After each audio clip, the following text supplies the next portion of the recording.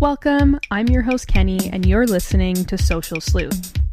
Today I'm joined by Jamie Brownlee and Kevin Walby, each experts across a range of topics and the authors of Psychedelic Capitalism. In this episode, we unpack the so-called psychedelic renaissance and capitalist co-optation of the space, exploring how corporate takeover, medicalization, surveillance, and power inequalities are entangled in this boom. Let's get into it. Drum roll, please. Can anybody guess? Welcome, Kevin, and welcome, Jamie. Thank you for coming on Social Sleuth. And right out the gate as an icebreaker, how do you define a meme? Well, to me, it's like fundamental to communication.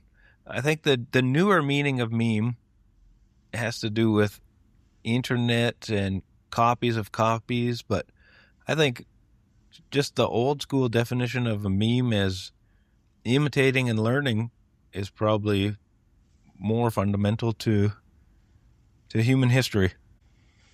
A meme. Yeah. I think the best definition I've ever heard is an inside joke that you share with millions of people you've never met. That's the best definition of a meme that I've ever heard. Yeah, and I've heard, obviously asking this question quite a few times, I've heard varying degrees in sort of both of what you're saying of like that back to the virality nature that you talked about, Kevin, of like this Dawkins definition of what a meme is and how it was happening way before the digital scene, and then sort of, Jamie, your way of sharing this inside joke, and maybe it took that shape before the digital space, but we definitely see that as more prevalent as we go forward. But with that sort of behind us, I wonder if you guys would mind sharing a brief background of who you are and what you do. And I think that you guys both do a lot, so maybe just, fairly brief. Sure. My name is Jamie Brownlee. I currently teach at Carleton University in Ottawa, Ontario. I do teach in several different departments around the university, including sociology, law and legal studies, geography and environmental studies, and I'd say most of my courses, at least these days, are in the areas of political economy, environmental policy, climate change, and corporate crime. And I'm Kevin. I'm teaching at Winnipeg Treaty 1 territory in a department called the Criminal Justice Department, but it's more like justice studies or social justice studies, and I do most of my research on social control, policing, and surveillance. Awesome. So lots of expertise in this area that we're going to be talking about today. And we're talking about your book that you both co-authored, Psychedelic Capitalism. And when Bill Carroll had sort of connected us and I got to see the work that you were doing, I got really excited because this is definitely something that I've touched on in my undergraduate research in sociology. And I kind of wanted to understand what drew you to this topic of psychedelic capitalism and how that has shaped your critical perspective on the growing psychedelic renaissance. Yeah, well, I would say, like many people, I've had personal experiences with psychedelics throughout my life. I know Kevin has too. Sometimes we even do them together. And some of the experiences I had, I would say, as a very young adult, 19, 20, 21, were quite meaningful to me. Maybe you could even say formative in the sense that they helped to kind of shape who I am. I'd say a little bit, at least, my values, and so on, my beliefs. And we both been always interested in psychedelics at an intellectual and a historical level too. So when psychedelics kind of hit the mainstream, and we're getting a lot of media attention, say this happened maybe about a decade ago or so, we were initially excited about it. I think Kevin would agree with that. Maybe these substances can breathe some new life into a culture and a society that's seemingly bent on self-destruction. But I would say, too, that sense of enthusiasm quickly faded. When we looked at the media coverage around psychedelics, the industry that was developing around psychedelics, the drug policies that were likely to inform this movement, as well as the various actors and interests that were coming to occupy this field, and I think occupy might be a good word for it, we came to a far more critical position. And another thing we noticed is that very, very few people were talking about issues of power, control, ownership, commercialization, the appropriation, commodification of Indigenous knowledge, how all of this might impact the broader war on drugs. So we were concerned, I guess, that the so-called psychedelic renaissance was advancing in ways that could not only limit the potential of these substances, but really entrench systems of inequality and actually cause significant harm in the process. And as social science researchers, we have examined issues of corporate capture and corporatization in other domains of social life. So, we thought we could try to address similar issues here too in this space, and in the process too, try to address this, what we saw as a really glaring gap in terms of a critical commentary and critical analysis, right? It seemed to be one big love fest that was not addressing anything, any issues of power, control, ownership. So that was part of the foundation for it.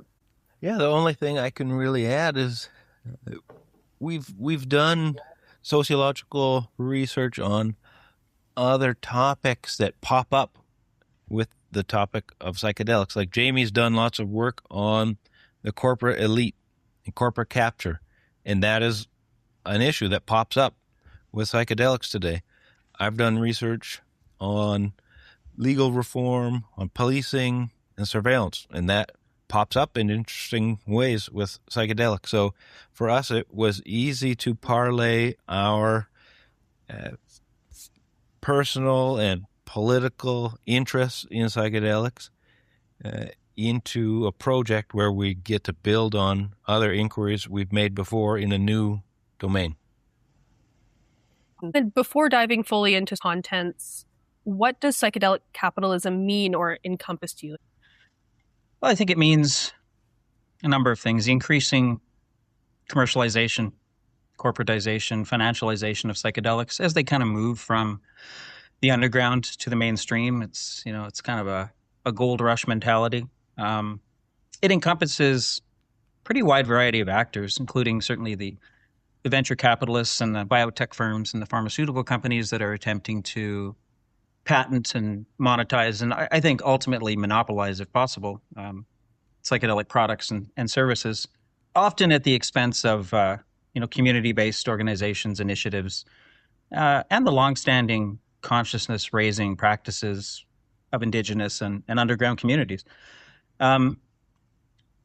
Psychedelic capitalism is also heavily informed by medicalization, right? By the medical model that treats psychedelics largely as patented commodities, where the medical industry and pharmaceutical firms are enabled, incentivized to provide monopolized services to primarily affluent customers. I mean, people that can pay for them. So, all in all, I would say psychedelic capitalism really represents a direct challenge to centuries of communal use, as well as the values of the counterculture and the psychedelic underground, which have long opposed all this stuff, right? Long opposed notions of hierarchy and consumerism and commodification within psychedelia and beyond.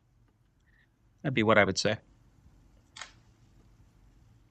And then sort of to roll into the war on drugs, and you've mentioned it just previously now, how do psychedelic advancements tie into this history? Yeah, so in the book, we trace out, I guess you could call it the early phase of the war on drugs, going back into really the early 20th century, and it's very targeted against racialized groups at that time. It's a tool of oppression and exclusion, and the drug laws that you see popping up targeting opium in particular and marijuana in particular, I think it's about racialization and social control. There's an interesting little blip, mainly in the 1950s, where actually there's a ton of interest, there's a ton of research on psychedelics. This is before the 60s, when everyone thinks of the Grateful Dead and everyone doing acid. And before that, in the 50s, universities were places where there was a lot of research being done on psychedelics. And that's because these substances were not added to the schedules of the acts that outlawed drugs quite yet. They quickly would be in the 60s, again, as a tool of repression against black power, against student movements, against particular groups, and to disenfranchise particular groups. We see all kinds of new drug laws being passed. We see a harmonization of drug laws across countries, ratcheting up control and tightening the net so that all kinds of practices related to drugs, and now including psychedelics like LSD, psilocybin, and so on, get caught in that net. And from that point on, like the birth of what you could call the modern drug war, you see that you have incredible powers bestowed upon the agencies that are fighting this war, and those powers trickle down to local police as well. And until really, 10 years ago, it's an intense war.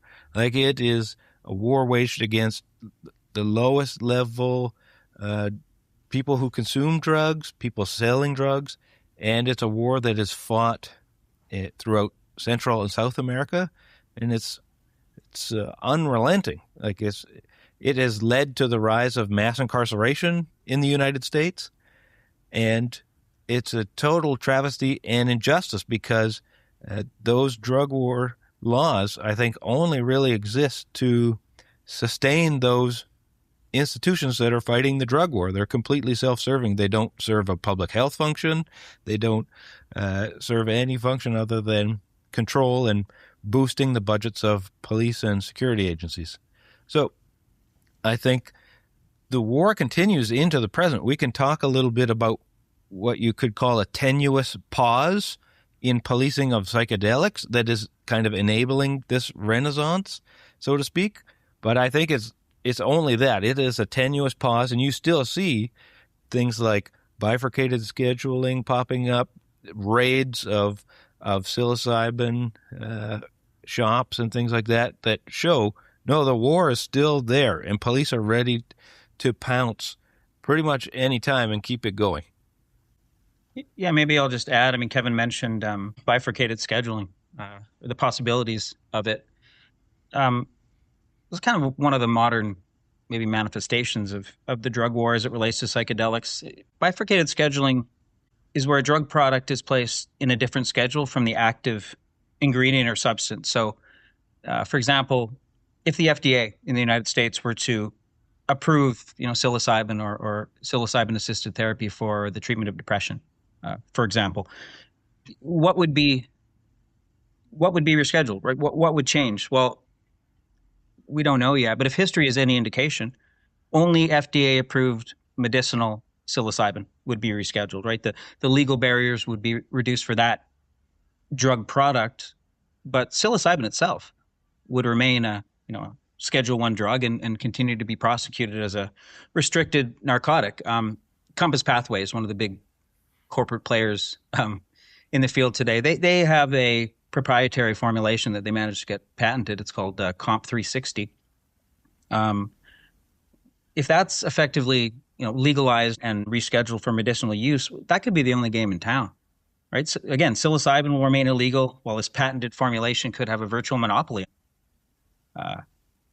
Even though there's no evidence, like, it's pretty interesting to look at. There's no evidence that Comp 360 has any clinical advantages to mushrooms you might find, in your backyard or in the forest or something, right? That apparently doesn't matter. So, yeah, not only is, we make the argument, medicalization and corporatization, not only is it helping to sustain the drug war, it may even give it new targets of criminalization and prosecution and surveillance. And you can see it already, and Kevin alluded to this, police seizures of psilocybin in the U.S., sharply increasing. Internationally, arrests for, ayahuasca, the plants used to make it, peyote and things like that, that's increased. So, yeah, there's a real danger here that these very particular and limited legal pathways will allow elites to enrich themselves while the general population, and especially more vulnerable sectors of the population, continue to suffer at the hands of draconian drug laws. That is certainly one outcome that we would very much like to avoid. Yeah, that's a no-brainer. I would definitely think we should so. avoid that. Thank you for sharing that brief history of the war on drugs. I think it's interesting to sort of break it up into the stages as you have. But do you think that shifting focus of the war on drugs from psychedelics to opioids, which I see playing out in maybe like a provincial level, at least in British Columbia, has permitted the renaissance that we're talking about now, whether socially or through commodification practices? You talk about this sort of tentative pause, and I wonder if it's a pause but also a redirection of eyes and sort of look here and we're going to persecute here, and then this is sort of going on in the background, and you can tell me if I'm completely out to lunch or if maybe there is some validity there. Well, it's interesting because in some ways it seems like there are initiatives out there that are based on harm reduction, maybe flirting with safe supply, and there's a scaling back of a war on drugs. But as quickly as we saw some of those initiatives come forward in BC, in Oregon, in the United States, they were pulled off the table because there are politicians like Pierre Poilievre and a ton of conservatives in Alberta and BC that fight these things tooth and nail. And they also work very closely with police associations and police members to keep fighting this war on drugs. So I think sometimes it looks like the war on drugs is shifting or being scaled back, but I think in the book we found that no, there are all kinds of startling examples where it seems like the war on drugs is even intensifying in some ways, just with new targets. And also, interestingly, some of the main proponents of keeping the war on drugs going are these big business psychedelics people, like some of the CEOs of these new psychedelics companies. They're not interested in enlightenment for everyone. They're not interested in counterculture like in the 1960s. They're not interested in harm reduction models. They're just interested in getting their product across the line, and they don't want any kinds of other uses of said substances happening. They don't want there to be an underground culture. In fact, they want police to fight that underground culture so that their product can get across the line and make money. So I'm a little afraid that like we're seeing that little moment of harm reduction being realized for its importance, safe supply being realized for its importance. I think it's going to get pushed back, and we're going to see a kind of attack on that thinking. I mean, in the book, we outline how Drug User Liberation Front, for example, in Vancouver, has just been viciously attacked, even though they have amazing findings on safe supply and what would really help with opioid use and addiction. So the markers of a continued war on drugs are still there. Some of the biggest names fighting it are the CEOs of the psychedelic companies. And it's a little tough to think about what the best strategy to resist all of that is. I think it's important of how you mentioned the harm reduction model. Can we see this as sort of opposing the war on drugs? Well, my take is that we've never allowed a full flourishing of a harm reduction approach to take place yet in Canada.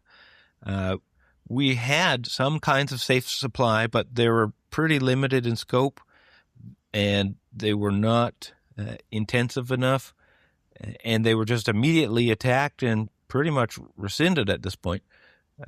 There's a really good CBC, I think it's Fifth Estate documentary on this recently that I would point people towards. I think the title is War on Drugs Continues, something like that. I would like to see the findings of people like Drug User Liberation Front debated in provincial legislatures at the federal level and really be taken seriously. In the book, we make an argument against psychedelic exceptionalism in this regard. We don't think that this whole story is just about psychedelics. And we caution that people interested in the psychedelic renaissance and all of the hype around psychedelics should be thinking more broadly about drug policy, what is creating real safety for people who use drugs. And it is not this kind of piecemeal approach to regulation and partial preference towards the commodified versions of psychedelics that we are kind of seeing leap ahead. I would maybe just add something. Drug policy reform in Oregon was brought up. It certainly ties into what's been going on in BC. There has been a real backlash, unquestionably, public backlash against decriminalization very recently, last few years. And I think most of that, or a good deal of that backlash, has to do with how these programs have been rolled out. I really do. I don't think it says much about the programs per se, but how they've actually been implemented, which may sound like a cop-out, but I don't think it is. I mean, if you look at Oregon, the state decriminalized drugs several years ago, but did not put enough effort or resources into improving the safety of supply, creating safe use spaces, providing social supports for people. So it was Measure 110. I mean, it did include funding for employment, for housing, for some harm reduction services, but those funding streams for many of those services weren't implemented until about a year and a half after decriminalization, if not more, right? And Measure 110 also did not include any training or education for police. Police were totally unaware that these programs existed. So, I think the mayor of Portland was asked about this 2 years ago or something, and he said the lack of appropriate support services result in what he called a botched implementation. So I think that's a big lesson. I mean, efforts to decriminalize, especially, the really serious, so-called hard drugs, must be accompanied by a boost in wraparound social and community development initiatives, a boost in redistributive social welfare policies if they're really going to have a chance at succeeding. Otherwise there is a big risk that things will go wrong, and exactly the kind of backlash that we're seeing now will happen. So I think that's one of the biggest lessons from the last couple of years. Absolutely. I would say that's my observation as well on the BC, this provincial level, and even in my notes here, they've just recently recriminalized what was decriminalized of personal small amounts of quite a short list of different substances. Yeah. But I think to sort of circle back to what you said, Kevin, and I guess for both of you, because it's an argument of your shared book, but this idea that it's not just about psychedelics and it does encompass other drugs, and if not all, and how that affects the individual and all of the other stakeholders. And I think that that's something that is missing from a lot of the literature. It is just focused on psychedelics, but that's a very good point, and thank you for bringing that up. So kind of building into this commodification model, psychedelics have deep roots in mysticism and spiritual beliefs and these cultural traditions. What do you make of these tensions between its origins and then this commodity-based associations of today? I think of the tech industry, I think of sort of this wellness industry online, corporate culture, this sort of be better, get better, do more. This very much, it's for the capitalist machine. They want you to be a better clog in the machine, so to speak. Where do you sort of land with this tension? Well, we do explore certainly the integration of psychedelics into the corporate wellness industry, that kind of thing. And if you look at these companies who are involved in this kind of weird industry, they do tend to view psychedelics much the same way they view other kind of new agey health and wellness practices, right? I'm thinking of yoga and, advanced meditation, all that kind of stuff. And these practices have formed the basis of a pretty, by now, huge industry. You'd call it the corporate wellness industry. Some have called it the neoliberal self-help industry, which is a term I like, but it's really focused on cultural norms like individualism and competition and personal responsibility, and it kind of excludes collectivist approaches to self-improvement, right, or community improvement. If you look at something like mindfulness, this is a health and wellness practice that emphasizes the development of cognitive skills to reduce stress. It's supposed to increase empathy for other people, It helps people gain insight into their consciousness, all this kind of stuff, purportedly for the benefit of society at large, right? And this has a well-established tradition in places like Buddhist meditation, some Eastern traditions. Well, today many people have noted, and I think it's a good way to put it, that mindfulness has now become McMindfulness. That's a good way to put it. Yeah, I've always liked that term, right? Centered around very different things, not community, right? Not selflessness, but individualism, ego enhancement, workplace productivity. And psychedelics are now a big part of this. You can see it in the emerging psychedelic therapy industry, which is focused on a lot, certainly private players out there, elite perfectibility, right? Self-improvement. What can I do for me? How can I be my, best self in relation to, in competition with others? It's evident in the workplace where employers are increasingly offering their employees, mindfulness stuff in conjunction with psychedelics. Why? Well, to help struggling workers, right? Keep them focused on institutional goals. They're now part of health and wellness packages in the workplace. Get them back on track. I mean, I think this is another way to dissuade individuals at the end of the day from working collectively to change the structural conditions of their lives. It's kind of self-pacification, right? So the wellness industry has sort of been co-opted by capital, and now psychedelics are a part of it. Tools to increase flexibility and resilience in societies that are replete with inequality, right? And get them to, and the shitty work that so many people have to do. So, in effect, I'll just, say that psychedelics are kind of being promoted now within this wellness industry, within capitalist markets, and even within the workplace now as kind of a cure for capitalism itself. It's another place psychedelics have gone, right? Great way to encapsulate it.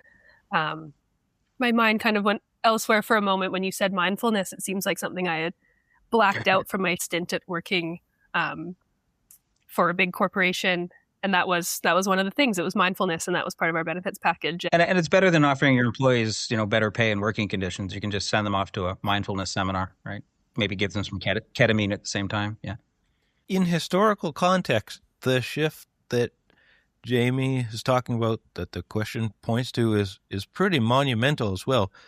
We explore this a little bit in the book in a chapter on mysticism, but in most places, the original set and setting, if people accept that term, is, it's encounters with a plant teacher, right? It's something that's integrated into a whole culture. And now we're going from that to getting a prescription from a doctor, and you take your ketamine shot in a white cube room, or, you have your trip in like a clinical space, and it's all about you. It's all about your ego, essentially, which is completely the opposite of the ego dissolution tendency of previous set and settings. So it's a big shift in the psychedelic world, and it's not really one that we find is for the better. In fact, we argue there's a lot lost in this shift. Absolutely. And I kind of thinking of the other section of medicalization, because as soon as you said that, I know exactly what you're talking about. You're taking away all of these sort of peripheral things that make something. And how is this evolving, and what do you see as the bigger implications? We are certainly critical of medicalization in the book for a whole host of reasons, and we have a big long chapter on medicalization.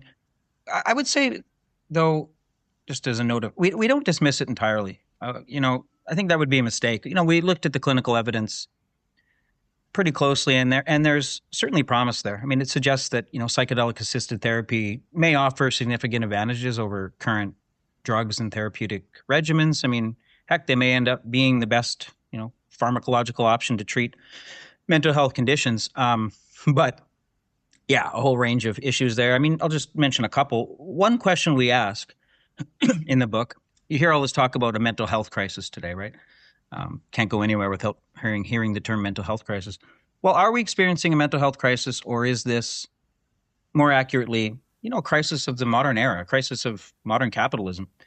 Huge numbers of people have been persuaded within the context of medicalization that their problems, their discontent, their unhappiness arises from what? Deficient brain chemistries, biochemical abnormalities, chemical imbalances, all that kind of stuff, and that you need medical intervention, right? Usually in the form of a pill taken on a daily basis. That's ideal for the pharmaceutical industry. And there's been a big backlash. I mean, that conclusion has been sharply criticized recently, and huge backlash against SSRIs. But one of the questions we ask is, what about social causation, right? What proportion of diagnosed conditions can be traced to people struggling to cope with financial insecurity, precarious employment, affordable housing? Depression, anxiety, problematic substance use can be seen as kind of predictable or logical reactions to those kinds of things. So treating individualized, again, we get back to this individualized notions of everything. Individual emotional and mental suffering, that could be helpful for some people, but it does nothing to address these things. The socioeconomic determinants of health. And without engaging with that, here comes psychedelic medicine. It too may offer a little more than, symptom management, maintenance therapies to help workers get out of the bed in the morning and cope with their structural disadvantages. We would suggest that for most people, not all, but for most, basic healthcare, living wages, affordable housing would do more to help them than any drug trip for most people, right? So there's a risk, I think, that psychedelics will be little more than these kinds of maintenance therapies, tools of the corporate wellness industry in support of, capitalist productivity, helping people adjust to their terrible social conditions. And I'll just mention one more thing, kind of related to that. Psychedelic medicine is also starting to resemble a big pharma pill mill model. That's the direction it's moving. We've already seen evidence of companies deliberately reducing or removing psychotherapy from their protocols for commercial reasons. It's much easier just to give somebody a pill and monitor them, see what happens. Some companies are even trying to engineer out the trip altogether. Forget the psychedelic trip. We want to just, whatever's going on in the brain, that's what we want, because that's much less resource intensive. Again, you don't have to provide therapy. And they're doing this because they're couching their protocols in ways to make them more attractive to investors, right? And that means cutting the more beneficial aspects of patient care. So I think it was Robert Barrow of Mind Medicine. He was very honest about this. He said, we're approaching our drug development as if this is the 14th SSRI in development, right? That's the direction the industry is moving. So, these are a few of the cautionary tales that we bring up when it comes to medicalization. I did not know the full extent of these things, so I'm learning as we're going as well, which I hoped to. I think that's a very important point too, and that's sort of, I guess, where my question was thinking about the concern for the individual person, because that's ultimately at the end of the day between that person and their medical practitioner, or now their private psychedelic clinic, depending on legality around them. But yeah, the social, what does that say? And if we have this numerical, does that keep us further from fixing those sort of social wraparounds or social welfare that we need? And then more on that, to sort of draw from medicalization and then also the sort of elite component, but issues of access and inequality come up. How do you see that within the medicalized space? I think it seems pretty straightforward, but if you could unpack that a little bit. I could say a little bit to start. One place in the world right now where you already have legal access is Australia. They're one of the first movers, and I believe it's for MDMA and psilocybin. To access it, you have to meet with a doctor, get a prescription, and then they dole it out, and it's marked up by like 10,000%. We're talking thousands of dollars to access MDMA or psilocybin.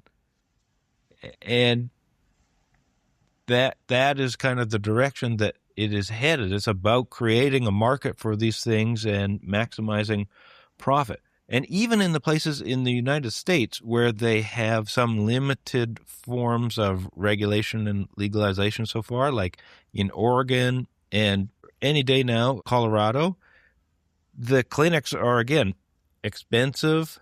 The clinics are worrying about their profit margins.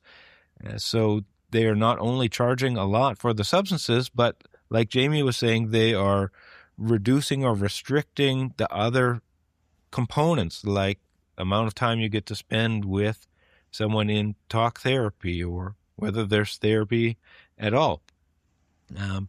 And in this way, the access is contingent on the capital you have to expend to get the substance. The issue then is that there are going to be inequalities. There are going to be people who will never be able to access it, maybe the folks who need it the most. They don't have insurance models to cover it. They don't have the capital to cover it. And so they're still left dealing with issues that they're working on. And people who have money can get that quick fix. That's what the corporations are kind of banking on. And just to follow up, not only does the capitalist model shape who engages with psychedelics, but I would say, and this is something Kevin already alluded to, capitalists themselves are shaping who who's engaging with psychedelics. One of the things we did look at in the book is how so-called psychedelic capitalists are engaging with drug policy reform. And we noticed something really, really interesting. A large number, almost huge number of industry executives say they entered this field because they themselves were transformed in some fashion by psychedelics, or someone they know and loved were transformed by psychedelics. Some of them even say it saved their lives, right? Full stop. Psychedelics saved my life. I'm going into this field, or it saved my son's life or brother's life or whatever. This is just right throughout the industry. It's kind of amazing how many stories there are like that. Now, crucially, all of which occurred not in a medical clinic. None of them. None of these experiences these people had, they occurred in, underground settings, not in a medical clinic, which is really important. One might reasonably expect, I think, that these personally meaningful, transformative, even life-saving experiences would lead them to favor rational and humane drug policy. Make it easier for others to have the great experiences that they did by supporting decriminalization or even legalization initiatives that are not wholly, strictly medical. Okay, well, we looked whether that was the case or not, and we found absolutely not. Right. Most of these executives are adamant that the medical pharmaceutical route is the only way people should have access to these substances. That seems disingenuous, right? That these executives, all of them had these great life-changing experiences outside of a medical model, are now trying to force everybody else into a medical model that they'll profit from. It seems disingenuous, but it does make sense. Those at the top of this industry have a huge financial stake in strict medical legalization, and they want to limit legal access to anything outside of that. You could even say that their success depends upon continuing to put people in jail for using psychedelics outside of a clinical setting. So despite all of these great stories and good intentions and transformative experiences, the logic of the system is winning out, not surprisingly, as these substances are kind of thrust into the world of psychedelic capitalism. The logic of the system will continue to have far more influence than any kind of good stories or good intentions. So that was something that was really, really striking. Yeah. Sort of appropriation in a way of seeing it so positively and then being able to really bastardize it, basically. And they constantly talk too about how this industry is different. This is a different industry. We're not like those other capitalist industries. We are not focused on profits. We are focused on loving everyone and giving these. It's unbelievable. Yeah. Wow. Definitely not loving everybody. No, I wouldn't say so. Sort of while we're talking about it, you've named a few, companies and individuals. So we're talking about capitalism, we're talking about power, and the elites are, of course, culprits. Who exactly are we talking about? Are there any major stakeholders that people should know about that are extra sort of risky players within the game? I hate to call it the game, but it's just turned into that. The new set of stakeholders, or traditional the current day. Yeah. Well, yeah, new stakeholders in the medical industry, the pharmaceutical industry, the emerging psychedelics industry, they're new stakeholders. They're very different from traditional stakeholders in this space. They're trying to cash in on the gold rush. They are talking about how best to leverage the prospects of a lucrative mass market. They're racing to capture intellectual property to lock all of these substances up as best they can. I mean, I think that should be distinguished very sharply from traditional stakeholders in this space who are not well served, I don't think, by the actions of the new stakeholders, underground researchers, practitioners who devoted their lives. The divergence, the contrast between them is quite striking. So, yeah, I mean, underground researchers and practitioners that kept this movement alive, really, developed a rich repository of knowledge and information about psychedelics. Certainly, Indigenous communities also extensive historical knowledge about these substances honed over generations. That knowledge is being appropriated and commodified, and the public too. I mean, confining psychedelic use to a Western medicalized framework, that may be useful for a very small subset of the population, but what about the rest of the people? I mean, a growing body of research suggests that so-called healthy normals, that they're called, individuals with no diagnosed medical condition, can be well served by psychedelics in terms of health, well-being, quality of life. Under a medical model, there's no provision for, treating those people, or not treating them, but there's no provision for giving them psychedelics at all. In fact, they're not allowed. They don't enter the equation. So, yeah, I mean, the contrast between the different stakeholders, a system of expensive, individualized therapy and hyper-controlled clinical access, that's not a model that the traditional stakeholders, most of them, would have favored, and it's not a model that I think much of the public favors either. So it's striking. Yeah, there are new stakeholders now, and there's consequences. And there's some folks at the top of these networks that it's quite alarming what they are involved in and what they want to do with psychedelics. Like, for example, Peter Thiel is someone you may have heard of in other contexts, like was an early mover with Palantir. Palantir has done more to advance the U.S. surveillance state than probably any other agency. And they're involved right now in micro-targeting people to assassinate in Israel's war on Palestinians in Gaza, but also the West Bank.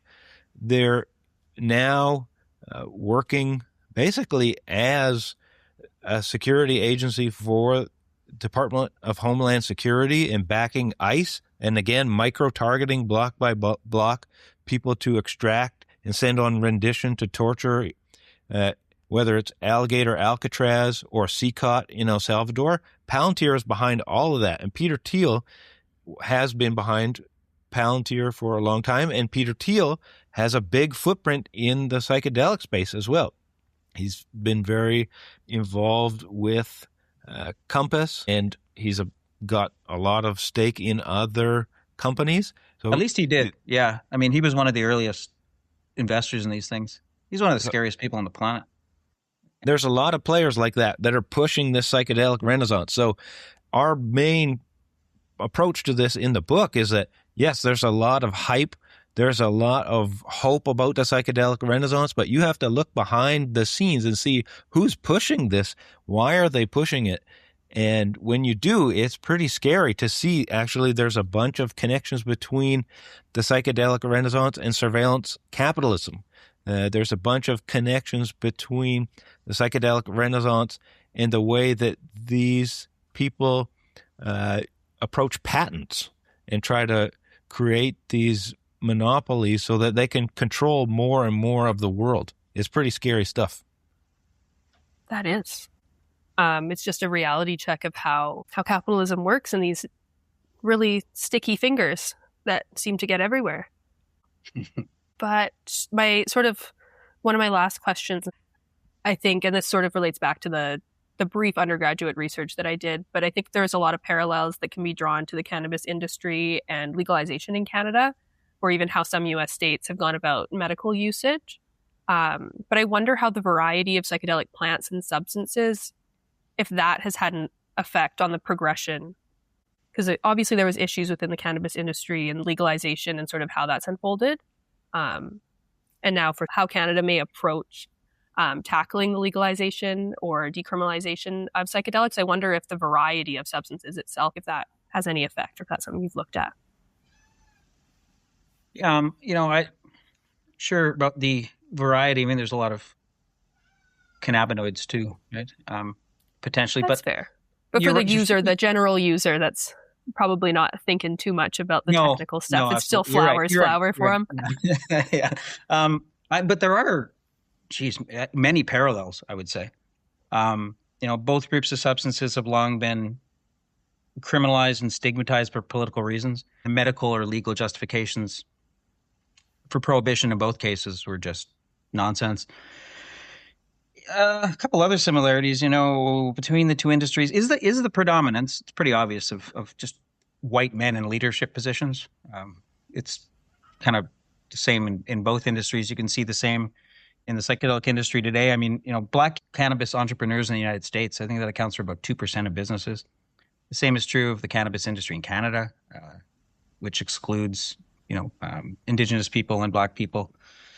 Those disparities persist in the psychedelic industry. I think one of the biggest parallels is the unhealthy relationship with profit and investment these two industries now share. As one analyst put it, market consolidation in the cannabis industry is driving the lovers and believers out of the game.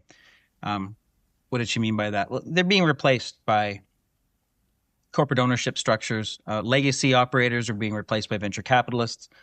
Most of the people who have profited from, you might call it cannabis capitalism, they're not the people who risked their freedom during prohibition to push for drug policy reform, right? In fact, some of them are lamenting legalization because they say they can't compete with the big corporate players who are now dominating the entire field. Well, similarly in psychedelics, right? The influence of the so-called lovers and believers, that's, I would say almost gone, being replaced by those who view these substances as the next profit source. So there are a lot of parallels between the two industries and seem to be going in the similar direction. Yeah, and I think people might be shocked to learn about the extent to which there's a concentration of ownership and wealth in cannabis. Is something we reflect on a little bit in the book. There's now like big cannabis, and increasingly big cannabis is owned by big alcohol and big tobacco players. They're like transitioning their ownership to cannabis. And I think we're probably going to see something similar in psychedelics when they do eventually get legalized in this very narrow medicalized way that Jamie was talking about. We're going to see some of these big players like big alcohol try to be a major player. And as Jamie mentioned, the pharmaceutical companies are at the door waiting to get their foothold. Yeah, it's unclear, I would say right now, whether Big Pharma is going to be a part of this. They've been so far reluctant to engage with psychedelic drug development. And it's partly because it doesn't seem to fit very well with their business model, which is ideally a pill every day, right? I mean, the only part of psychedelia right now that fits quite well with Big Pharma is maybe extended microdosing regimens where you pop a pill every day for many years. So, but they're waiting on the sidelines. They're seeing, if there's profits to be made, they will swoop in and they will either buy them or, these companies or bring them into their fold somehow. So, they're biding their time. Absolutely. I just think also, Jamie, that you're in Ontario. I think of like the antidote of the old Hershey's factory in Smiths Falls and how that became like the new Tweed factory for cannabis, and how even in BC, just growing up here, and how many local growers that were really influential in creating different products for people, for wellness, genuine wellness practices, and have been completely driven out of the game. Which was risky at the time. Yeah. It was. And they were doing it from a base of wanting to help people, not so that they could necessarily become super rich. And now I think it's also important too, I say legalization because that's what we've been taught it or presented it as, but it's really regulation. It's not legal in this free sense. And that's definitely a worry that carries over into psychedelics. And then before we close out, to bring it into the Social Sleuth, there are offline and online examples of the capitalist co-opt psychedelics. How do you think the digital space has or will affect psychedelic capitalism that we've been talking about in the next 5 years? Well, one thing that we do explore in the book is the way that some of these companies see the digital and see digitized technologies as an interface between human physiology and psychedelics. And so there are all of these apps that are being developed. There are all these sensors and wearable devices that are being developed to accompany the sale of psychedelics. And again, it goes back to what Jamie was saying about optimization of performance fitting into this kind of individualistic neoliberal approach. There's one author that has written a little bit about this that I would just name drop. Tissine Noorani has written a bunch of very good papers about digital psychedelia. But in the book, we also dig into the surveillance capitalism links and how, it's not enough just to commodify psychedelics for these companies. They also want you to get the app for that, get the wearable device.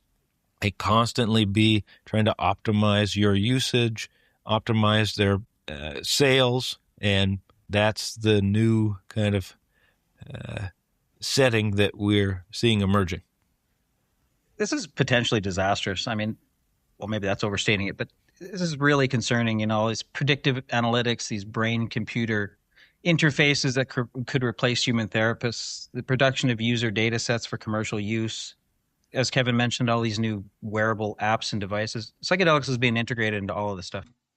These mechanisms of surveillance capitalism, designed to harvest data, record feedback, monitor behavior, sell the data. This is concern. I mean, big tech's sordid history with privacy and with user data, that should be of some concern to people in this space, right? It's no stretch to imagine this expanding ensemble being used in nefarious ways, including heightened levels of mass surveillance, the monetization of biomedical data that's not subject to medical privacy laws. So this perverse integration of surveillance technology, corporate wellness industry, and psychedelics may not end well, right? Something to keep an eye on for sure. I share in that sentiment. I also just think of the anonymity and e-commerce, and it just goes on and on and on. But I do want to finish off. I like to give my guests the final words. It can be about what we talked about, not at all. The floor is yours. Okay, I'll say just a couple of words. We think at the end of the day that psychedelics are really remarkable substances. They've shaped human history in really profound ways. It's one of the reasons we wrote the book, because we believe that, and they're far too important to be just taken over by institutional power structures. This is where we differ, I think, from a lot of other advocates who believe that it's imperative to avoid institutional backlash. Right? We got to be really careful. We got to send these things through the medical system. We have to synchronize psychedelics with medical authority, corporate development. We don't think that's true at all.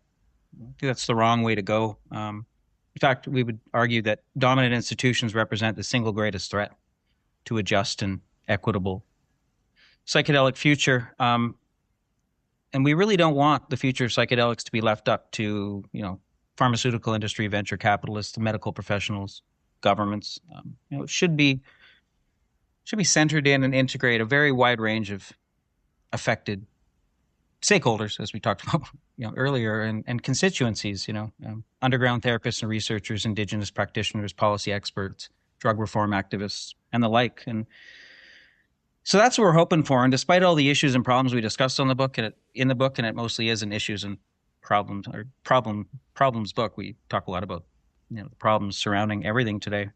I think we do remain naively hopeful about the whole thing if we can sort of mitigate and avoid some of the threats that we've documented and others have documented as well. Then maybe the so-called psychedelic renaissance could still be a positive force for change. I couldn't say it any better myself. Thank you, Jamie and Kevin, for sharing your knowledge and unpacking your book. I know I learned a lot and have more to do. Let me know what you think, and if you want to dive deeper, give Psychedelic Capitalism a read and check out the Center for Access to Information and Justice. Kevin is the director out of Winnipeg, and their X account shares great resources and information regularly. And if you liked my interview, you can find more episodes of Social Sleuth wherever you listen to podcasts and on YouTube. And you can find more from me and all the links at KennyC402 on Substack. Thanks for listening. Keep sleuthing.